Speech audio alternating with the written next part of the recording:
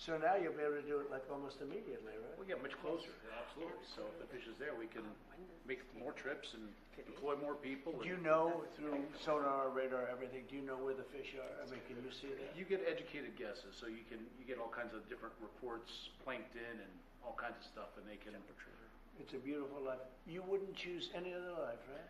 It's a very unique life. I love what I do. I really do. I mean, if you could have a life like some beautiful leisurely life in Washington, D.C., where you get mugged when you go to work, but other than that, you love politics.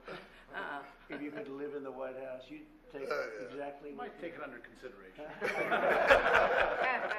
right, let's do this, right? That's an honor. You've seen that signature, and I don't use AutoPen. You know, like Biden. Biden uses AutoPen. I think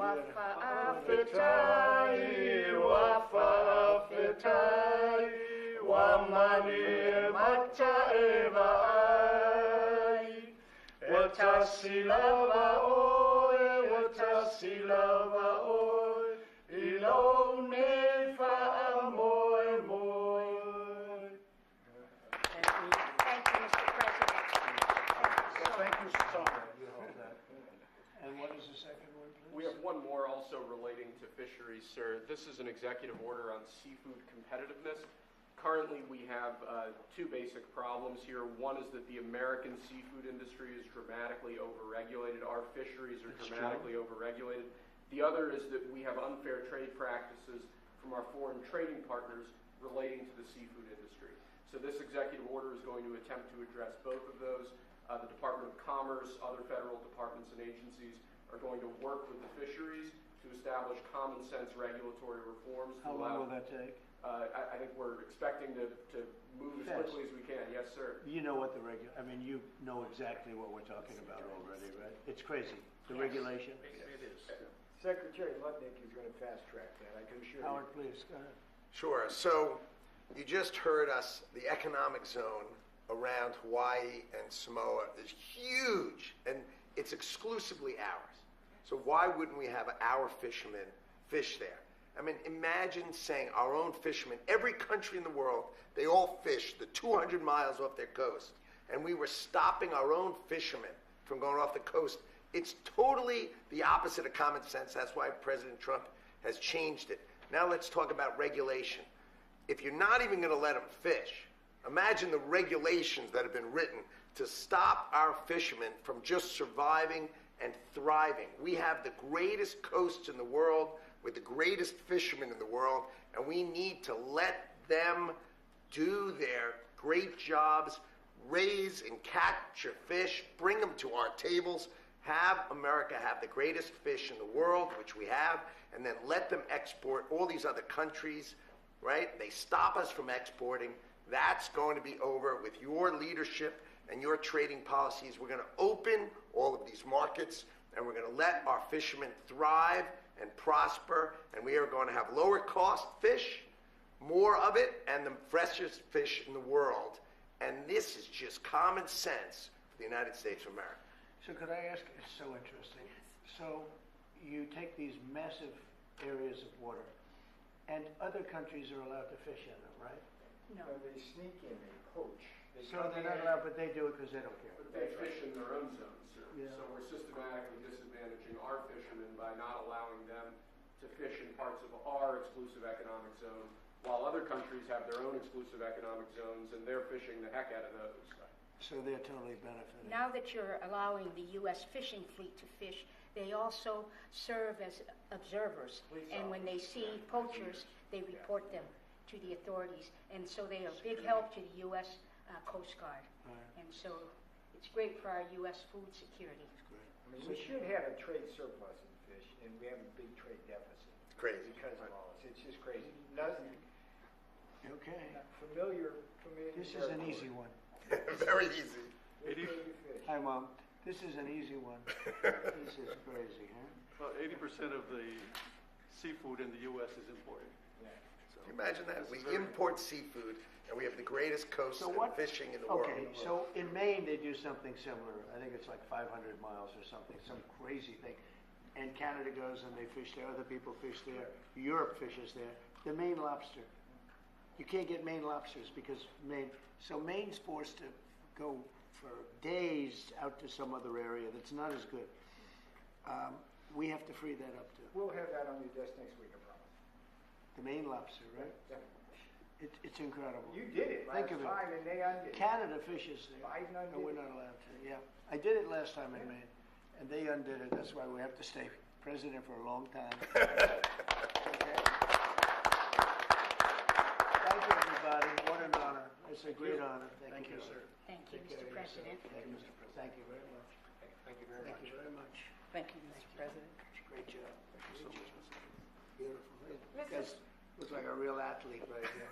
There, look how it is. I get a sheet too. Yeah, you can have it. President, breaking news, a short time ago, the Supreme Court agreed to hear oral arguments in the case about ending birthright citizenship. How confident are you that the court will rule in your favor and allow that order to end birthright citizenship to go forward? Well, you're just telling me that for the first time. I am so happy. I think the case has been so misunderstood. That case, birthright citizenship, is about slavery. If you look at the details of it, the signings of it, everything else, that case is all about slavery. And if you view it from that standpoint, people understand it. But for some reason, lawyers don't talk about it, the news doesn't talk about it. That's not about tourists coming in and touching a piece of sand and all of a sudden they're a citizenship.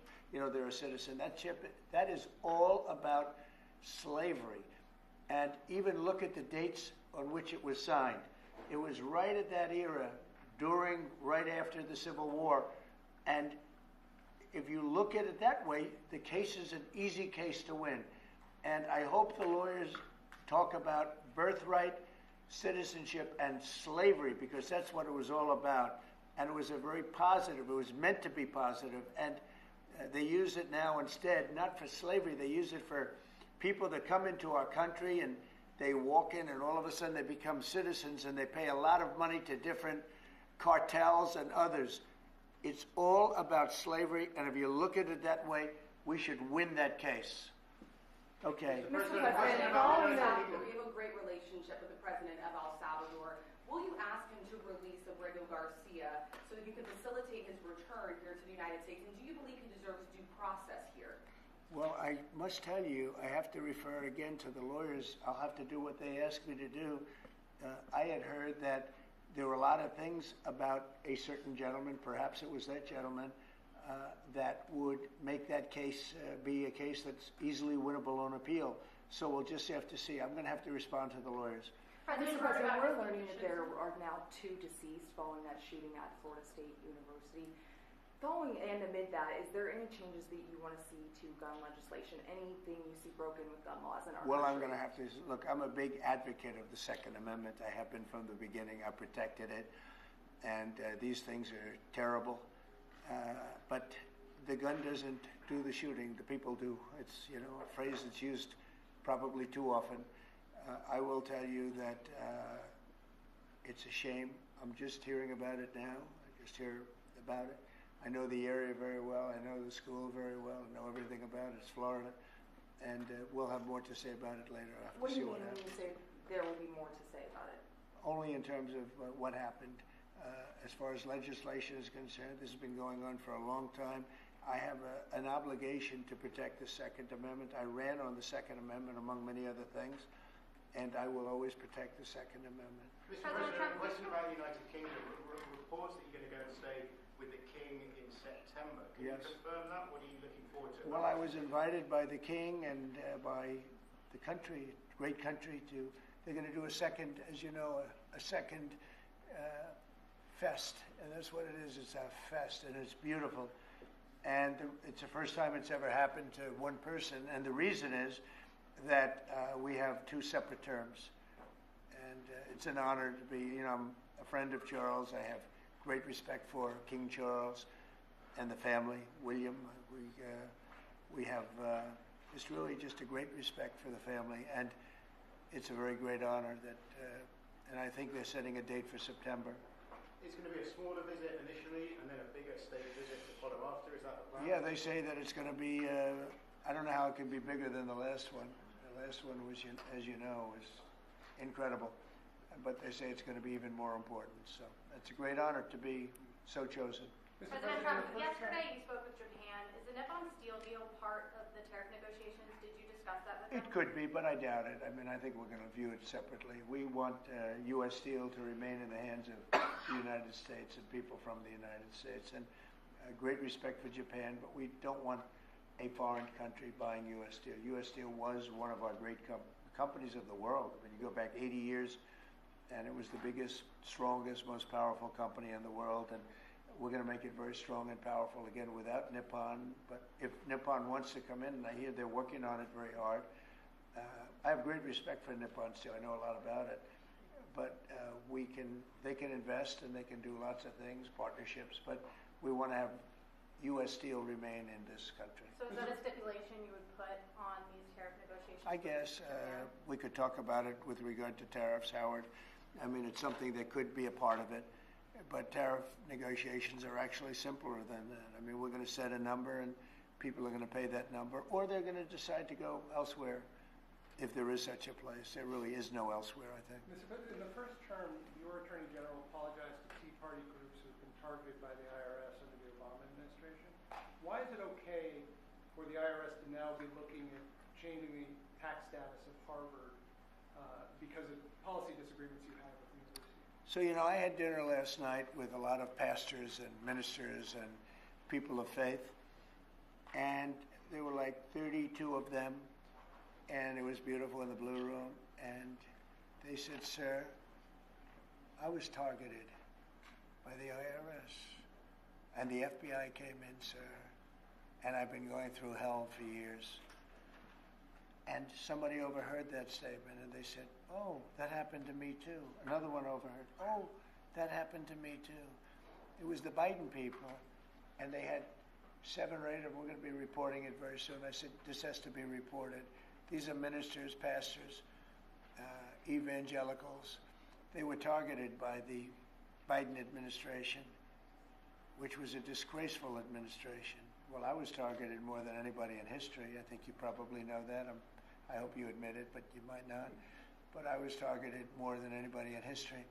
But it was interesting because one pastor told me, and another one heard it, "Oh, me too, and me too, me too, me too." All of a sudden they're all, and one of them spent all of his money, everything he had on lawyers, for 3 years, he said. It took place almost immediately after the election. After the election, when Biden came in, unfortunately for the country, sadly for the country.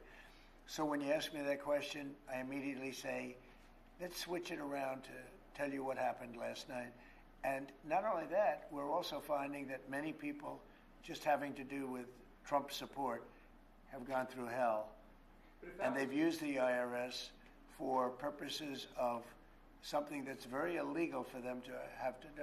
Were you trying to It's a very illegal, it's a very, very illegal thing to do what they did. And I think it's such a shame. That was long what? If that was wrong, why are you considering changing the tax status of Harvard? Because I think Harvard's a disgrace. I think what they did was a disgrace. They're obviously anti-Semitic, and all of a sudden they're starting to behave. But when you see what they were saying, what they were doing, when you see the way they took care of events, when you watch that woman, that horrendous president that ruined the image of Harvard, maybe permanently, in Congress, in the halls of Congress, when you take a look at what happened there, it was horrific. And, I've looked at a lot having to do with it. I'm not involved in it. It's being handled by lawyers. I read about it just like you did. But tax-exempt status, I mean, it's a privilege. It's really a privilege. And it's been abused by a lot more than Harvard, too. By a lot more than Harvard. So we'll see how that all works out. I don't think they've made a final ruling. I don't believe they've made a final ruling, but it's something that these schools really have to be very, very careful with. Very anti-Semitic when you take a look, whether it's Columbia, Harvard, Princeton. I don't know what's going on, but when you see how badly they've acted, and in other ways also. So we'll be looking at it very strongly. On that subject, on the tax exempt status subject, what are the other groups you'd like to see that status removed from? Could we expect an executive Well, order? we'll be making some statements, but it's a big deal, and they're so rich and so strong, and then they go so bad. They've earned so much by being a member of this country, a member of this group, this beautiful group of people in this country, and then they go and they abuse their power like that. I think it's very sad. Are we talking about immigrant rights groups, environmental rights Could be. groups? Could be. I mean, look, environmental. I have a group named CREW. CREW. You ever hear of it? I think it's CREW. And they have a guy that heads CREW. It's supposed to be a charitable organization. The only charity they had is going after Donald Trump. So we're looking at that. We're looking at a lot of things. But if you take a look at CREW, what they've done, and I think it was a very big abuse, but we're going to be finding out pretty soon. Yeah. Can you explain the disconnect between your conversations with President Xi, when those potentially could happen, and why they haven't happened yet? Well, you don't know whether or not they've happened. That's my question. Yeah, I mean, I've never said whether or not they've happened, but I have a very good relationship with President Xi, and I think it's going to continue. And I would say they have reached out a number of times. Xi or they? Well, the same. I view it very similar. It would be top levels of China, and if you knew him, you would know that if they reached out, he knew exactly. He knew everything about it. He runs it very tight, very strong, very smart, and yeah, we're talking to China. So they've reached out in recent days or recent weeks. Excuse me? They've reached out since the 145% tariffs. Oh yeah, sure. Do you believe a lot? Do you believe a lot all the time? We're talking. Have you spoken to him directly, to President Xi? I don't want to say that. Yeah. It's just not appropriate. But you're speaking. Sorry. Has he called you directly, President Xi, or reached out to try to facilitate a conversation? Well, you'd think it was pretty obvious that he has, but we will talk about that soon. It's not that important because honestly, we're going to have a deal. I believe we're going to have a deal with China. And if we don't, we're going to have a deal anyway because we're going to set a certain target, and that's going to be it. You have anything to say about that, Howard? I think our tariff policy around the world has every country in the world coming in and talking to us. It is incredible. We had country after country in yesterday. We are confident that we will work out something with China, and the president knows what he wants to do, and I think he knows it better than anybody else in the world, and we are confident that this is going to work out well, both for the United States of America. I'm sure he'll work it out with China, but the amount of other countries who are working with us is incredible, and I think it's really going to work for the American farmers, for our ranchers, for our fishermen, for our businesses. The scale of companies coming to America just every day, like even this morning we were talking about Whirlpool, and then we were talking about car companies opening. The scale of factories coming to America is mind-boggling, driven by Donald Trump's tariff policy, which has got the world coming and finally respecting the United States of America. President Trump, you said And by the way, there's never been anything like it. We have at least $7 trillion of new businesses coming in. If you go back and look at others, I mean, in years they wouldn't do anything like that. So, and this is in a matter of weeks, so it's been pretty amazing. You said we're talking, so China and the U.S. are talking on tariffs. Oh, sure. Do you believe then that they won't go higher than 125%? We've heard Chinese officials say that. And then, like, what happens if they do go higher? Do we retaliate more? Well, at a certain point, I don't want them to go higher because at a certain point you make it where people don't buy. So I may not want to go higher, or I may not want to even go up to that level. I may want to go to less because, you know, you want people to buy. And at a certain point, people aren't going to buy. And it's actually up to 145% because you have the 20. You previously said that you would consider reducing tariffs on China to get a TikTok deal done. Is that still on the table as of now? Well, we have a deal for TikTok, but it'll be subject to China, so we'll just delay the deal till this thing works out one way or the other. And I think it's a good deal for China. The TikTok deal is very good. TikTok is good for China, and I think they'd like to see us do a deal, especially the deal that we have pretty much done with some of the best companies in the world. If they agree to sign the deal, would you take that into consideration? I think it would be something we discuss because it's a natural. If if we're making a deal, I guess we'll spend 5 minutes and talk about TikTok. It wouldn't take very long. Can you give us a sense of how far along these negotiations are with China? Are they in the early stages, or are you inching closer now to actually making a deal on tariffs? I think that we will make a deal with China. I think we've had some very good talks, but we will have some very good talks remaining. And, you know, I view it, and some people say, oh, rush. I think we have a lot of time. I think we have plenty of time. But we have very, very good. You saw Japan was here yesterday. We had Italy today. We had a great conversation with the Prime Minister. We've had very good talks yesterday with Mexico. Talking with everybody. You know, the problem is it's only so many hours in the day. I think we're going to make a deal with China. We're going to make a deal with everybody. And if we don't make a deal, we'll just set a target, and we'll live with that, and it'll be fine too. How much time do you think you have? I would think over the next 3 or 4 weeks, I think maybe the whole thing could be concluded. You have to understand, we're a big, if you think of us as a big, beautiful department store before that business was destroyed by the internet. We're a big, beautiful store, and everybody wants a piece of that store. China wants it, Japan wants it, Mexico, Canada, they live off it, those two. Without us, they wouldn't have a country. And everybody wants a piece. And at a certain point, if we don't make a deal, we'll just set a limit. We'll set a tariff. We'll set some parameters, and we'll say, come in and shop. They may not like that, and they may find it, or the market may find it too high. You know, more likely the market, but the market may find it too high, or the country may find it too high. Then they'll come back and say, well, we think this is too high, and we'll negotiate. Or they're going to say something else. They're going to say, well, let's see what happens. But they always have a right not to do it. So they can say, well, we don't want it, so we're not going to shop there. We're not going to shop in the store of America. We have something that nobody else has, and that's the American consumer. And I had the most successful 4-year period in the history of this country, and I think we're going to blow it away this time. But there is a little bit of a transition, and we're going to have that little transition, and it's not much of a transition. You know, if you look right now, we're getting 25% on cars, right? We're getting 25% on steel. We're getting 25% on aluminum. We're going to have some other things that we're going to be adding in the not too distant future because we want them to be made here. The medicines, the drugs, pharmaceuticals are going to be done, and computer chips, et cetera, et cetera. And because of that, we have the biggest computer companies in the world coming in from Taiwan and other places, and they're building in Arizona and lots of other places. We're number one in AI by far. We're leading China by a lot, by tremendous amounts. We're going to supply electricity at levels never supplied before.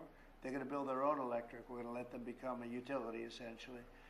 And it's going to be amazing for the country. They're going to build their own electric plants. We have to double up our electricity to remain number one in AI. We're going to have to double up our electricity take our whole country. We're going to have to double up our electricity. Think of that. And probably even triple it up. And we're going to let them build their own electric plants with their plant that they're building for the AI or whatever they're doing. Never been done before. We're going to get them quick approvals. It's going to be very clean, going to be very nice. And we're going to get them very fast approvals. And people are investing in this country like they've never invested before. Thank you very much, everybody. Thank you, Fred. Thank you, Fred. Thank you, Fred. Thank you. We're headed out. Thank you, guys.